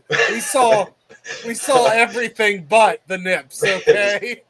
There was little left to the imagination here. Yeah, and a lot of other things. Yeah, there wasn't much. Yeah, she wasn't making you guess about too much. No. In fact, and the jacket didn't look like a win. I kind of think that might have happened backstage. Jeff was like, what the fuck? You're not going out there like that. And quite frankly, if you need to see the rest of it, you can Google it. Not that I know from experience. You can Google to see the rest of Deborah's puppies. Really? Oh, okay. He's been up to good. This research. Research is important, Boomer. Research for the show. Research matters. I'm not hating, okay? I'm not going to hate on you. Not at all. I get it. Just send me that. Yeah, let me get. Well, they kept talking about the puppies. I had to check if they were there. Touche. I don't blame you. Oh, good stuff. So, yeah, through all the chaos, craziness, and everything, in the end, the New Age Outlaws win. Did they mention who the current tag champs are? I don't remember if they mentioned who the current champions were. I don't think they did. Yeah, I don't think they mentioned who has them right now, and I can't even think of who it would be. But we know the new number one contenders are Road Dogg and Badass, the New Age Outlaws. So this match was bittersweet because with you telling me that this is literally the last time we see Owen wrestle. Yeah, I forgot. That was on the back of my mind through this whole thing. Yes, this and was I'm our last time seeing Owen in a match. Yeah, way to bring the show down, Blaze.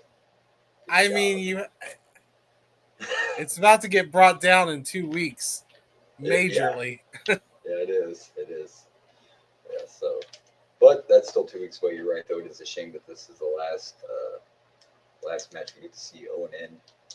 And then they must dissolve the tag team quickly because when that pay-per-view comes around, he's back to being the Blue Blazers. So yeah, this must be one of the last matches for Owen and Jeff as a tag team. Period. Well, if I remember when he started doing the Blue Blazer, it was like that pay-per-view happened right after he started it. Yeah, he had just started back. So I don't. Like I said, he's not on the next. I can't remember off the top of my head our next pay-per-view, but it's a UK exclusive pay-per-view, and Owen's just not on that card. And then the pay-per-view after that is the pay-per-view. So it's unfortunate. Tragic.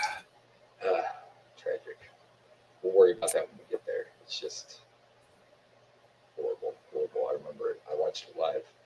But anyway, we're talking about this right now, not that. It's this, not that, this, and all that, like Snoop would say. And it might sound like a broken record, but this didn't entertain me more than the last match. It was a good match, but I'm going to give this 3 asses. I'm going with 5 because Owen Hart deserves to go out with a bang. Yeah. Well, he went out more with a thump, but oh shit! Oh, no. Ooh, that was bad. Fuck, you're the heel, not me. Damn. Maybe it was more. I can't even be a heel right now. Owen Hart was an amazing wrestler. He was, and it sucks. It does. sucked then. It sucks now. There's so much even about that day that sucks because they ran through the thing a million times and everything went fine. And the people that did it were the same people that were dropping Sting in WCW every fucking week. So it was just one of those, just one of those things. Horrible. Well, like I said, I'm sticking with the 5 because you know what? You go right ahead. Last match with Owen Hart, he deserves it. There you go. He was a great wrestler. This wasn't a bad match either. So it wasn't. It was not. So there you go. I'm very the 5. Yeah. He's got 5 on it. I got 5 on it. There you go. Well, I know what's next, and I don't remember it, but I know that we got a Boiler Room Brawl next. Yes. Mankind and the Big Show. Maybe we should tag in Mock Foley so Mick doesn't have to do this. Jump one in there, Mock. All right, let's go. Let's go. I'm Mock Foley. It's fucking great. All right, well, let's see what happens in this Boiler Room Brawl. All right, so here we go. Our next match is the Boiler Room Brawl.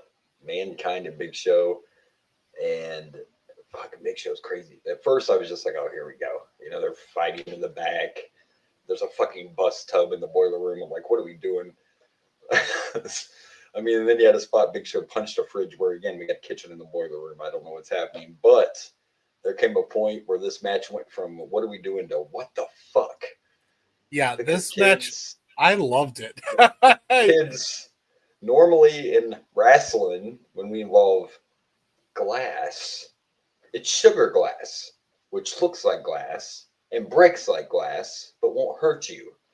But this is Mick Foley. And apparently Big Show's just as crazy because we didn't use sugar glass. We used the real fucking deal.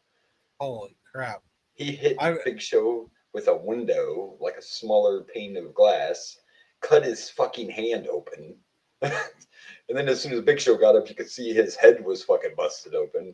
Which, when that happened, I thought, okay, well, he cut himself. But then Mick Foley takes the glass, he gets choke slammed on it, and I see blood on his arms and on his back, and I'm like, huh, did sugar glass do that? Would he have cut it? How did he cut his back? No, they weren't using sugar glass. Then you're like, that's real glass. I was like, what? Yeah. Oh, this match was sugar glass wouldn't have done that. That was real glass. And you're right, he got chokeslammed through a fucking table with glass on it. And I'm sorry, but the best thing to me was we're watching all this legit shit, right? With the real glass. There's that point where Big Show fucking threw him into these big giant, I don't know, there was some kind of steel walls on when wheels. He rolled him into it? Yeah. We're doing all this crazy shit, and they're hardly saying anything, but we're going to try to sell when he busts open the pipe and steam comes out. Which, by the way, it was fucking fake snow blowing out of this pipe. It didn't even look like steam, but we're going to super sell that. And then we're going to super sell the spot when all the pipes, JR's like, oh my gosh, she's just been covered in tons and tons of pipes. It was fucking PVC pipe. It was plastic, JR. How about you sell the fucking glass? Hey, how about that? Break. They just took actual glass. So, let's sell the real shit. And it kept going. After Mankind slams a glass on Big Show's head, he just takes glass after glass after glass. He's bleeding everywhere, and he's like, ooh, look, there's a ladder. Let's get that. But my point is, they're selling the unreal shit and not selling the glass. Like, what do we do? He tried to sell the pipe, Foley hit Big Show with it, immediately split in half. So it was obviously a fucking fake pipe. If you think of it like this, maybe he didn't need to sell the real shit because it was sold by watching. He had to sell the fake shit because it didn't look as devastating. That definitely was not sugar glass. That was definitely legit. Oh, I didn't realize that. I started suspecting, but I did not know. Yeah, that was real glass because Mick Foley doesn't give a fuck, and Big Show was like, okay, why not? So I'm a big man.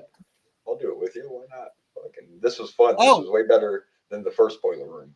Brawl. Yes, it was. Way better. And we forgot to mention, we got to see baby Stephanie. We did. We saw very, very young.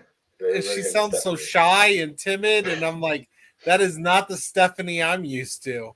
It's because she hasn't played the game yet. Fair enough. Well, Stephanie's actually really good on the mic, I think. I think she's really good. All the McMahons are really good on the mic. All the McMahons are good on the mic. They're all great characters, and we're about to see even more of that real soon now. All the McMahon characters. But yes, this was way better than the first Boiler Room Brawl. It was also shorter, which made it better. But this was zero fucks given. This was like when his hand was bleeding, and like you said, he just took all this glass, and then his crazy ass is like, ooh, look, a ladder. Let me climb that. Now nothing happened. Picture took him off, but I'm just looking at this like, I've been watching Foley for years, and I'm still like, dude, what the fuck is wrong with you? There's something there's something wrong up there. Like, and then after Mankind manages to escape and win the match, then Triple H and who else was there? No, it wasn't even actually Triple H. You thought it was, but it wasn't. That was Test. No, it's Triple H. It was Test. It was Test. I'm sorry. Every time I see Test, he just looks exactly like Triple H. He's a little taller than I thought it was Triple H at first too, from when they first came, and all you could see was him from the back. And then they said it was Test. And I knew it was Test. I was just being an asshole. Yeah, you fucking dick. No, I'm the Paul Heyman guy. You ass. No, so cash in on it. Don't let me do it. No, but this was good shit. I didn't want to even watch this. And like I said at first, I was like, oh, here we go, super cheesy. But no, it turned out to be a brutal, fun, entertaining match. Yes, definitely. And I'm gonna give this 4.5 glass shots. I guess pieces of glass. I don't know, but I'm giving it a 4.5. You know what? I was about to do the same. 4.5 glass ceilings. That was shattered. That's sexist. I'm sorry. I can't compare that to the women. That's a women thing. My bad. It's fine. But whatever. Glass was shattered. It was fun. It was entertaining. Yes. I enjoyed the trash that gets kicked in the face and trash goes everywhere. Like it was just visually enjoyable to watch. It started off looking like it was going to be cheesy as fuck, and then it just turned into I don't even know what I just watched.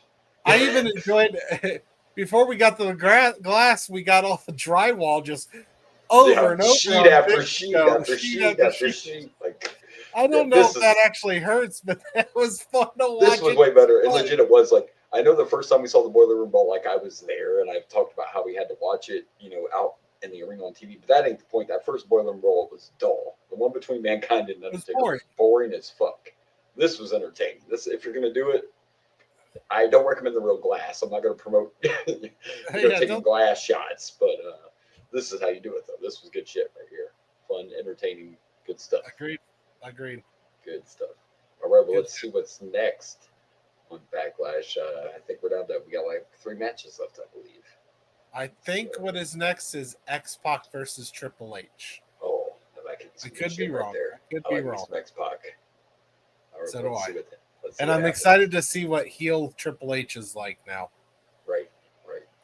And he still has China. I actually saw that. I'm also curious what his music he comes out to. Oh, that's right, because we should catch up, right? So the last pay-per-view is when we thought, that's right, the whole DX double turn breakup thing happened at WrestleMania. That's why we're getting this match. And now refreshing me. Oh no, I've been waiting. Like I've been waiting for last. I think I kind of forgot because we had WCW in between, so I kind of forgot about the whole. Oh, I did not waiting for twist. This. Yeah, so that is going to be interesting to see what music we get. And yeah. Let's see what happens. All right, well, let's do it. Let's watch the next match. Let's see what happens. All right, here we go with our next match. We got an answer to one of our questions from earlier. We know who the tag champs are. It's Kane and X-Pac. And I remember this team. Yeah. I remember Kane and X-Pac being the team. By the way, both of those men have said they made more money in their careers when they were together than any other time. Which is crazy to think about. But they said, that's when they made the most money was when they were together. So, But talk about, at least for me so far, favorite match of the night. we're not done yet. But this right here, so far, favorite match. It had everything. It had everything. I mean, there was story. Maybe not the best wrestling match compared to some of the other ones, but with the story that was involved, with DX and the neck injury, and then Kane coming out, China showing us her ass. It just had everything. There's a lot of ass on this pay-per-view. I don't know if they named it right. It should be back ass. Before we get to the match, we get Big Show talking, and then we get. I wasn't sure if this is. I wasn't sure if I was doing the Boomer and Blaze show or that got dark because Mankind shows up and he starts showing us a true crime scene. Right. I'm so glad you brought that. All the fingerprints. Because I forgot about the segment. Mankind, he's walking through the boiler room just like, if there was ever crime, here's some good fingerprints. Like, I don't know if I've ever seen a segment where someone shows all the aftermath. Right, it was like CSI. I mean, the first thing he said was, I don't want to fight Big Show again. I have kids. I have kids. And then when he's... I want to see me grow up. This is where I buried Big Show. Right. Don't look over there. That's where I got hurt. I don't want to talk about that area over there. And when he went by the ladder, dude, he was like, ladders. I should stay off of those. I'm so glad you brought that up. How can I forget that segment? That was the first time you're right. I remember like wrestlers. It's like fucking CSI after it's over. Like, here's where to call the police. Look, I had a couple things I knew I had to bring up. That was one of them. Yeah, the fact that X-Pac and Kane are the champions. That was another. Big Show's hand when they were showing that segment where the doctor was like, we'll have to put some stitches here, and then they showed his hand. Like, Big Show's hand was legit bruised and cut. Like, shit. Glad you brought that up, though. That was some pretty cool. Fun segments. And then I have to bring up this. Okay. His music's not the game, and it's terrible. It is. Oh my gosh! It is one of the. It's sped up. It's like I hear our song. That's a whole other thing. It's like whatever's going on with my Spotify app when I play our intro, and it's like 10 times faster. That's what it was. It was like just sped up DX music. I don't know about that. It reminded me of like 80s, 80s. Like no, I was going with like the cheesy 80s music that they started with back in the day. Right, like when we watched when nobody had really, when nobody had the good stuff, they had cheesy.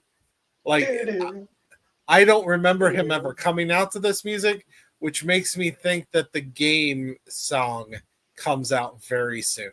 It has to be soon because I don't remember this at all. He's like right in that middle transition. It's so weird. Even his gear was like in the middle of the transition because he's still got those long pants on, and of course we're all used to the trunks now. When it comes to yeah. What was that? Do you have a monster over there? Just live near it. Monster under my head. This isn't the busiest of roads, but every once in a while. Oh my gosh, he's way out in the boonies and the traffic actually passed. That's insane. Yeah. Here I am in the middle of the city. No cars going by. Something's happening here. All right, so let's get back to this match. Like you said, we know who the champs are now, man. And when Kane came down, man, I miss old Kane. I know. I was like, Kane, what's he doing? At first, I thought, is this the start of Kane and Xbox? But no, it's not the start because they're already the champions. Yes, they are the champs. And Kane just had that aura about him. And I loved it when he went to pick up China to choke slammer. I don't remember if it was JR or the King, but one of them said, you fight like a man, you go down like a man. They also mentioned when they were talking about Xbox and his neck injury, they were also JR called him Sean Waltman and not X-Pac. And not X-Pac, I caught that too.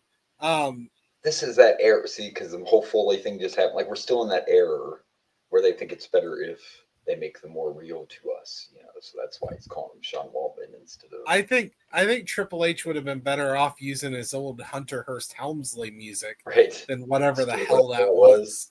I knew you were going to be disappointed too as soon as he started. I was so disappointed. I was like, he's just throwing glass right now.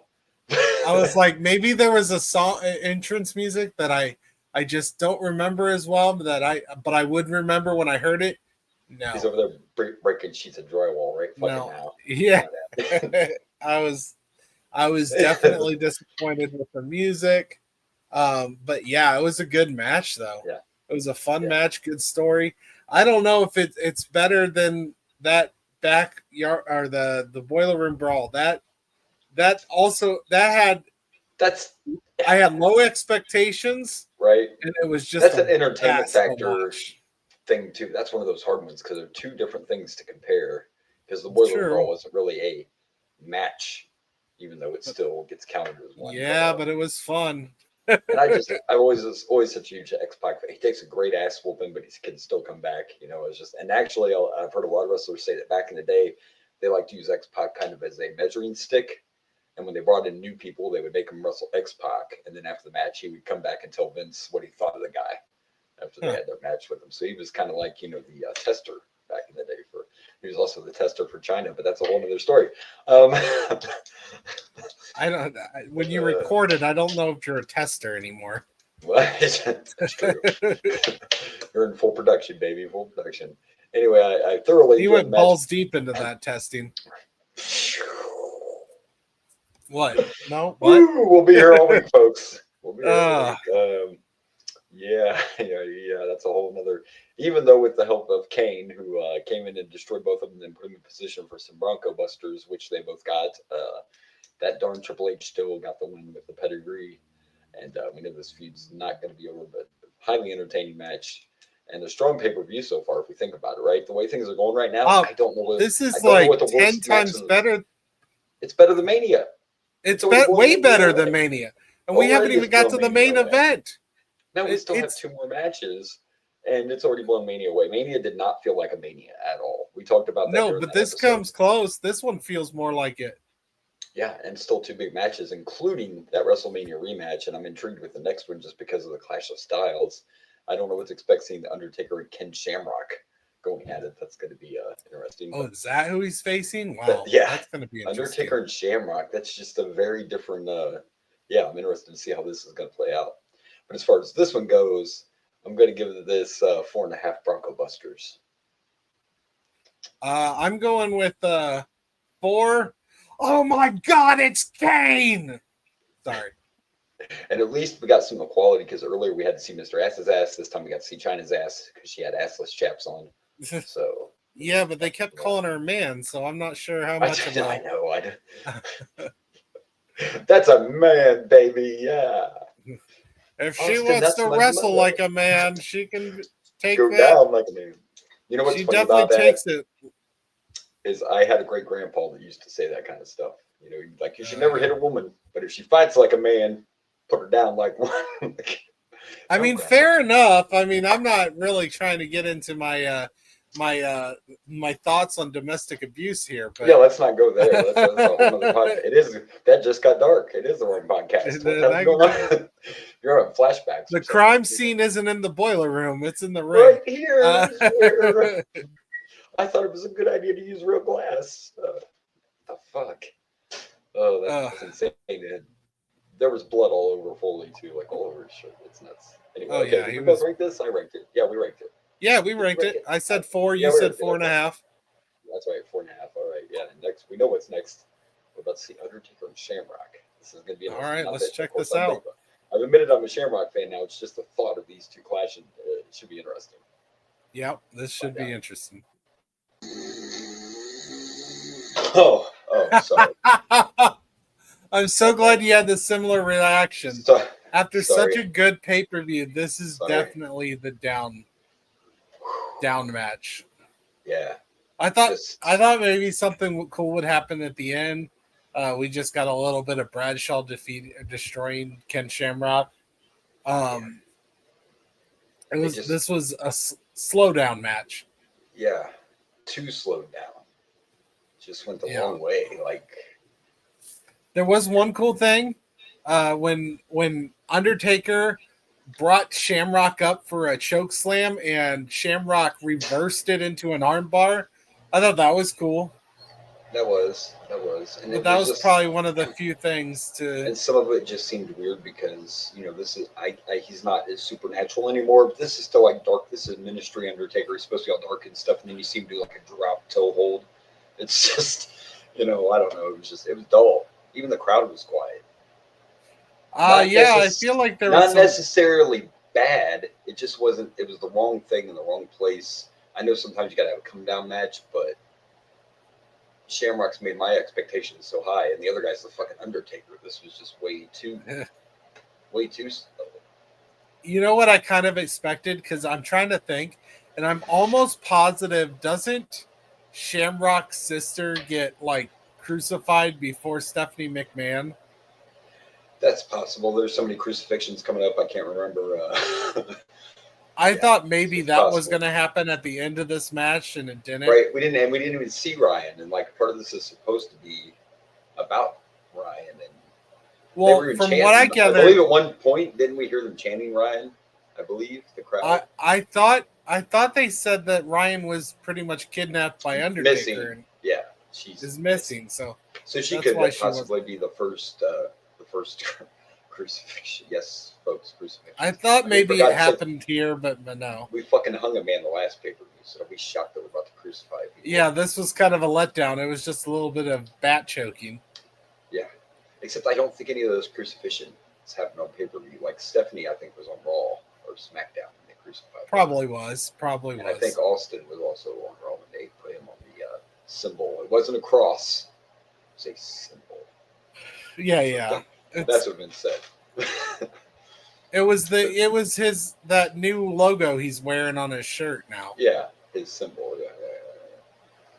So yeah, this wasn't it just compared to everything else, and also I get that we're about to go to Rock Austin 2, a rematch from WrestleMania. It's a huge match, but this is also a weird spot for a letdown match. You shouldn't do it right before the main event if you want to bring the crowd down, but whatever.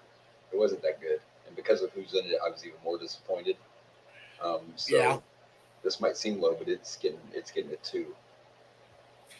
I was wondering if you were going to go lower. I was planning on going 2 as well. Yeah, not even any special tags. It just gets a 2. Nope, just 2. I mean, yeah, it was just too slow. And like I said, it wasn't just us, because that's the quietest the crowd has been all night. They've been into every match. They were chanting puppies and shit earlier. We went from hoes and asses to shin locks and sleepers.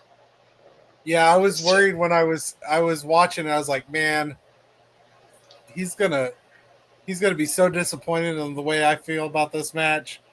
Actually, and sometimes that's great. Like right now, we've been having technical difficulties, so we can't talk when we watch the matches. Usually we do, but it's kind of when we don't do it. It's kind of just interesting to see what the reaction's going to be. Yeah. And when I took my sleeping pose, you were like, yeah, that's where I was at right there. Yep. So, all right, well, we are here at the main event. I mean, I don't remember the match. I know I've seen it, but it's going to be better than this. It's fucking rockin' Austin. It can't be worse. That's for sure. I got it. I hope not. Shane's the ref. No holds barred. But if Austin touches Shane, he gets DQ'd and the title will change hands. So it's once again, it's for stacking the deck against Austin. So we didn't really talk about this earlier, but what's the deal with Shane and Vince? Because it seems like there's some animosity there. Yeah, this is one I can't remember the specific storyline, but it's kind of a power struggle thing, and So Shane's trying to take over. Shane's trying to say he's in charge. Yeah, but it's his. It gets really complicated too, and like right now we have the ministry and we have the corporation, but eventually those two join up, and then it's one corporate ministry. I remember the corporate ministry. Yeah, it's a storyline basically where Shane's trying to say it's his company now. He's in charge. And I don't remember if something happened to where he technically is in charge. And I know I usually know everything, but I just can't remember specifically. I just figured I'd ask because I noticed there was... It is to do with Shane saying he's in control. There's some kind of feud in the family, so... And I think it all has to do with all these kidnappings and the Undertaker and everything and the ministry. And it's just that whole storyline. Gotcha. So, all right. Let's do it. Let's see the main event. It's Rock, it's Austin, it's a rematch from WrestleMania 15. Let's go.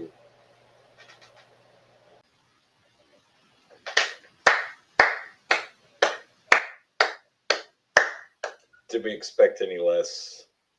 Did we? No. Did we? Matter of fact, here you go, Rock. Austin, that's for you guys. Unbelievable. I'm watching some of this shit like...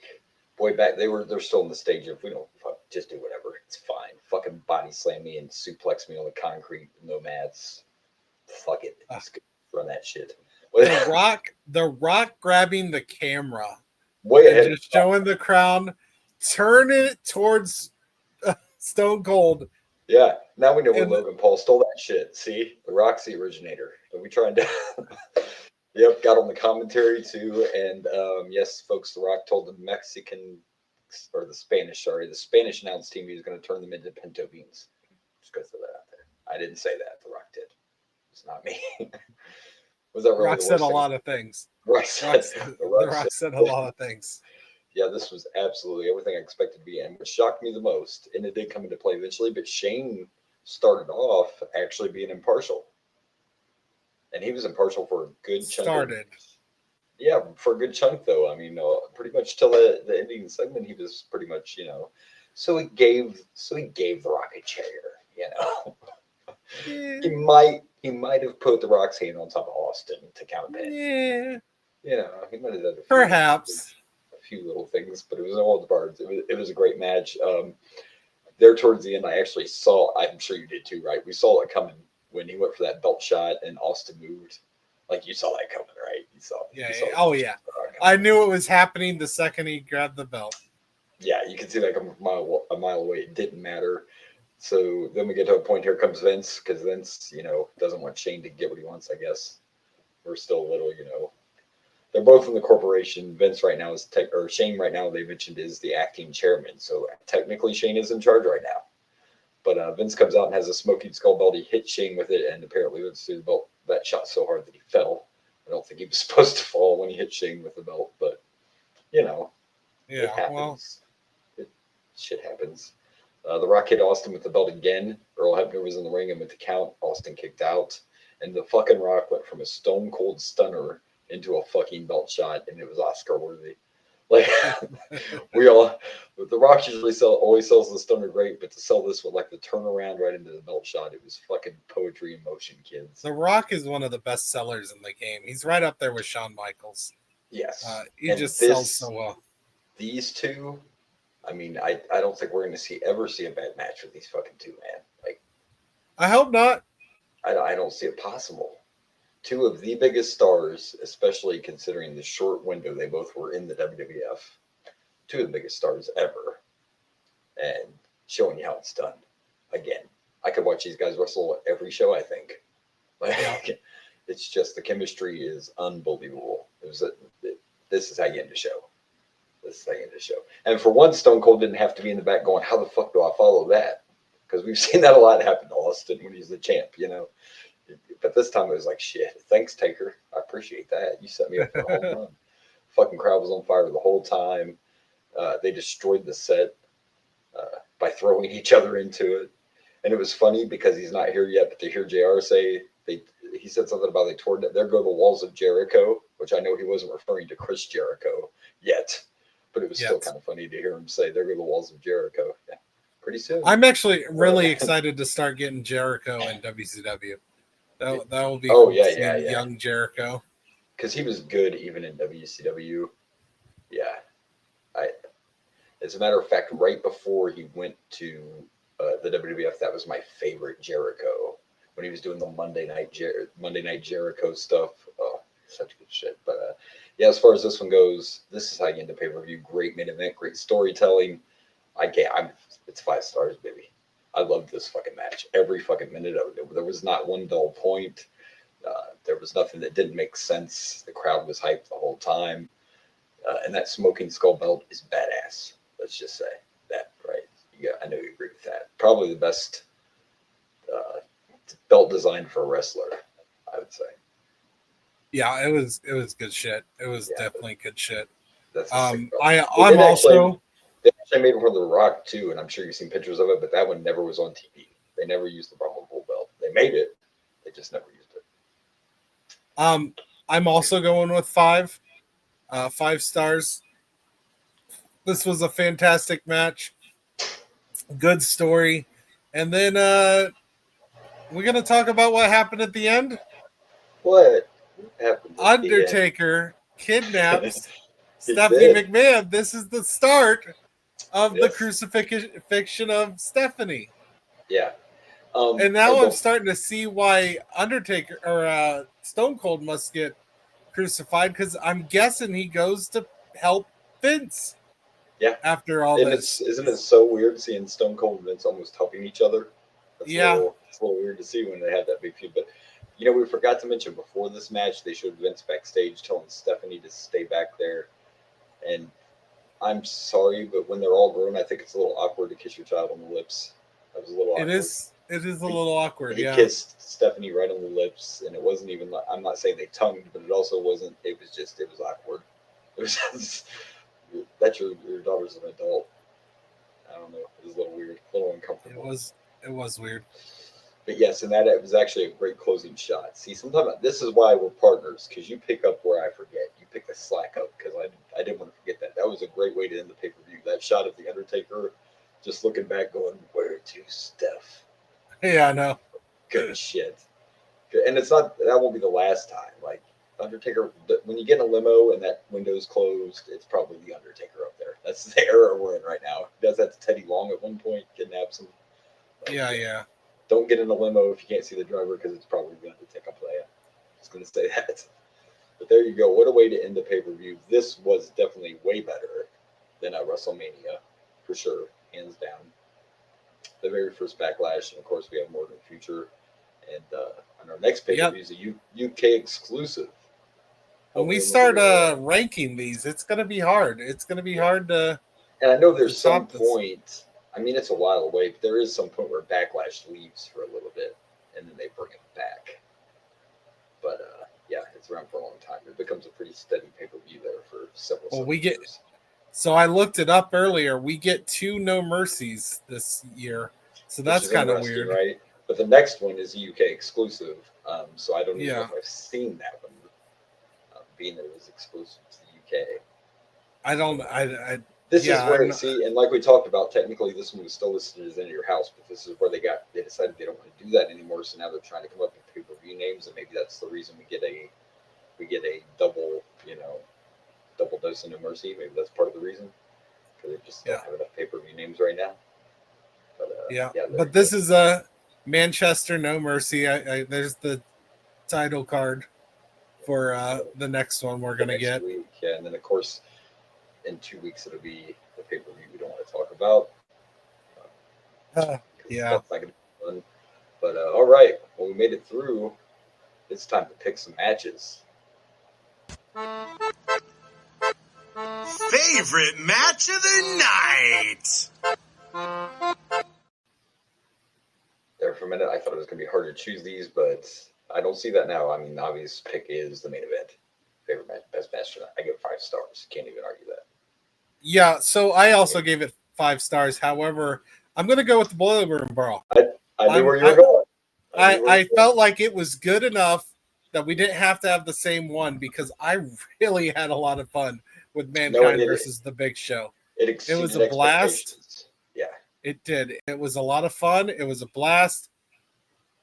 I figured. And even though it's crazy, kudos to the glass. Fucking morons. Kudos to the glass. Yeah, using more glass like that. Agreed. I mean, yeah, I can't argue that. I agree, because it was way better than we expected, for sure. And the walkthrough helped too. Even though it was a separate segment, that after segment adds to. Oh yeah, you added some true crime in there. I loved it. Yeah, so that's a good pick. I can't argue that. Good choice. I wonder what's worse. The worst matches.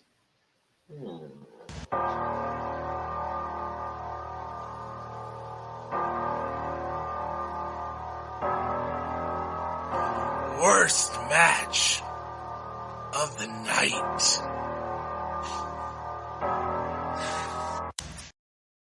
Well, isn't it ironic, don't you think, that the guy that was in the worst match of the night is in our graphic as well, because it was Undertaker and Shamrock. So there's some irony. This is one where I'm agreeing with you. It's definitely the worst match of the night. Undertaker, Ken Shamrock. I don't even know if it would be a bad match anywhere else, but on this pay-per-view, it stuck out like a sore thumb. I mean, you went from all these really decent or great matches to that match. It wasn't laughingly bad, but compared to everything else we got, it just wasn't. Yeah, wasn't up to snuff. Yeah, it couldn't even come close to what was on the rest of the card. It was slow, it was boring, and made it easy. At least it made our job easier. So that's something we can work with. All right, well, we picked our matches, and now it's time to plug some pluggables. And there you go, as you can see. You can find us at the Boomer and Blaze Show on the Facebook, the TikToks, the Instas, and on the YouTube. Don't forget to like, subscribe, turn on those notifications. And you see at the bottom there, you can also find us at the X at Boomer_Blaze. Where do we find those Dragon Blazer places? Huh? Where's Dragon Pro at? Well, you can find me at Dragon Blazer Productions on Facebook, Instagram, YouTube, and the Tiki Talkies. You can also find me at X at Dragon Blazer Pro. My graphic will show at the very end. You'll see it while you're watching videos of what next you can watch. So, yeah. That's good. All right. Where you find me. We will be back next week with No Mercy from the UK. Until then, this has been the Boomer and Blaze Show. I am Boomer. And I'm Blaze. And good night from Dragon Blazer Studios.